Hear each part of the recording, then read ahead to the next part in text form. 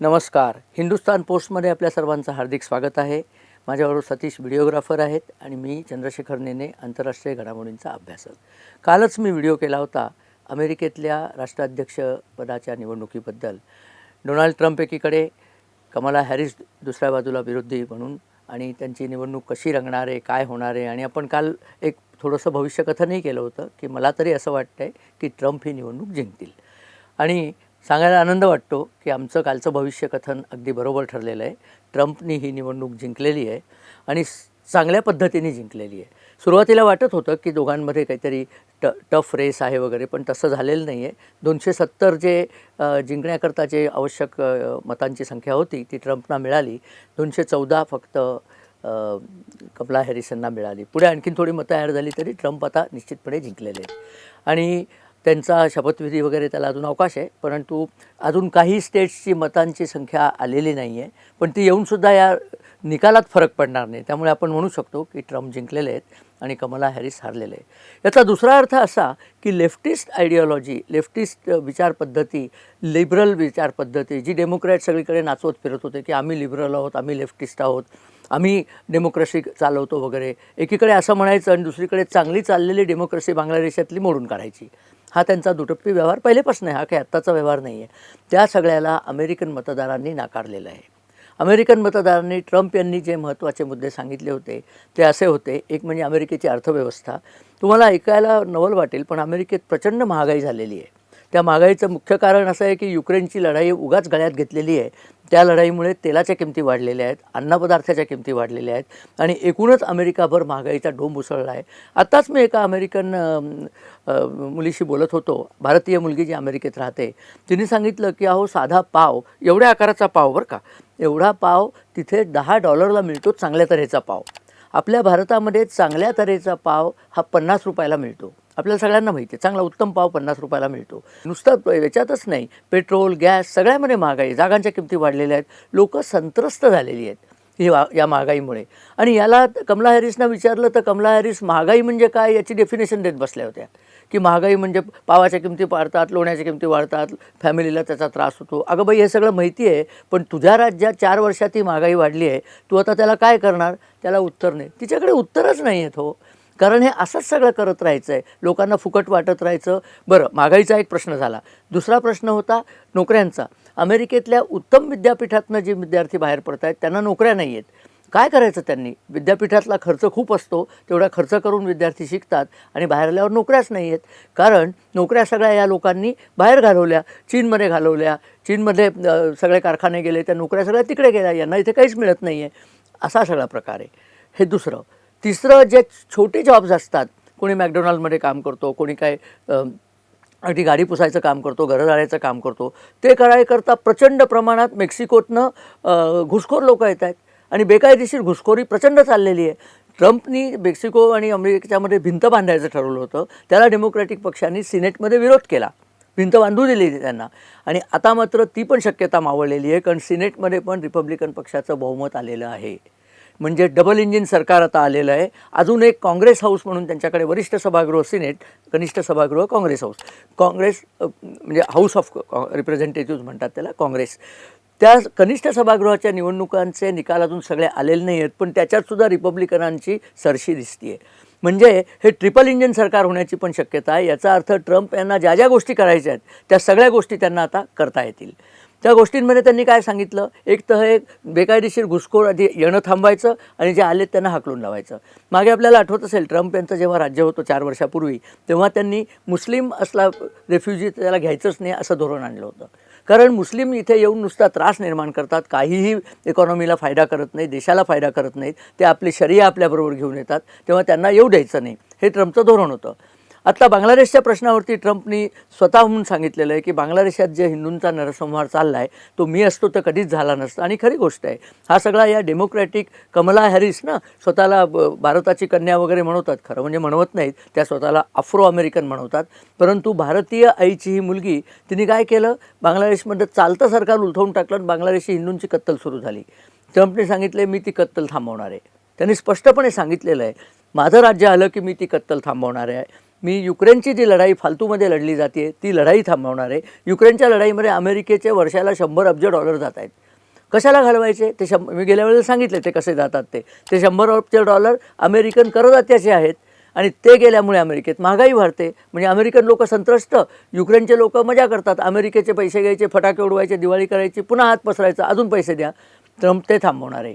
Israel Hamas जे युद्ध चाललं आहे त्याच्यामध्ये ट्रम्पने सांगितलेलं आहे की हमासला मदत कोण करतं? इराण. इराणला दणकून शेकलं की आपोआप हमासचं युद्ध थांबेल. ट्रम्प ते सुद्धा करायला तयार आहे, कारण इराण हा अमेरिकेचा शत्रू आहे. अशा सगळ्या आघाड्यांवरती जे जॉब्स बाहेर गेलेत ते परत आणायचे आहेत त्यांना. चिप मेकिंग जे चीन तैवानमध्ये जाऊन बसलेलं आहे ते सगळं त्यांना अमेरिकेत परत आणायचं आहे. आणि या सगळ्यामध्ये त्यांना भारत मदत करू शकतो, कारण भारताकडे टीतलं तर उत्तमोत्तम टॅलेंट भारतात आहे. त्यामुळे हे करण्याकरता भारत त्यांना निश्चित मदत करू शकतो. ॲपलचंच उदाहरण घ्या. ॲपल चीनमध्ये मॅन्युफॅक्चर करत होता. आयफोन, आता आयफोन भारतात तयार होतात. जगातले सर्वात जास्त आयफोन भारतात तयार होतात. ट्रम्पने सुद्धा याला सुरुवातीला सांगितलं होतं की भारतामध्ये तुम्ही या, तुम्ही चीनमधनं निघा. ट्रम्पना सध्या इंडस्ट्रीमध्ये ॲडवाईस करणारे एलॉन मस्क आहेत. एलॉन मस्कनी खूप ट्रम्पना या निवडणुकीत मदत केली आहे आणि ट्रम्पने सांगितलं की माझ्या सल्लागार मंडळांमध्ये मी एलॉन मस्कला घेणार आहे. आता एलॉन मस्कला ते सांगतील की तुम्ही टेस्ला कार जी चीनमध्ये बनवत होता ती चीनमधनं सगळं बाहेर काढा आणि कुठे करा? भारतासारख्या देशात करा, व्हिएतनाममध्ये करा, वेगळ्या वेगळ्या ठिकाणी करा. याच्यात भारताचा फायदा आहे. बरं, मुख्य गोष्ट काय आहे की ट्रम्पनी स्वतः जाहीरपणे सांगितलेलं आहे की नरेंद्र मोदी हे माझे अतिशय चांगले मित्र आहेत. नरेंद्र मोदींनी सांगणं की ओबामा माझे मित्र आहेत, बायडेन माझे मित्र आहेत, ट्रम्प माझे मित्र आहेत हे वेगळं, पण ट्रम्पनी स्वतः सांगणं की नरेंद्र मोदी माझे मित्र आहेत याला खूप अर्थ आहे. ट्रम्प निवडून आल्यानंतर नरेंद्र मोदी काय म्हणले? अब की बार ट्रम्प सरकार, ही जी घोषणा होती ती घोषणा ट्रम्पना लागू पडली आणि ट्रम्पनी जाहीरपणे नरेंद्र मोदींचे आभार मानलेले आहेत आणि हिंदू मतदारांचे आभार मानलेले आहेत की भारतीय हिंदू मतदारांनी ट्रम्प यांना मदत केली, त्यामुळे ट्रम्प या ठिकाणी पोचू शकले.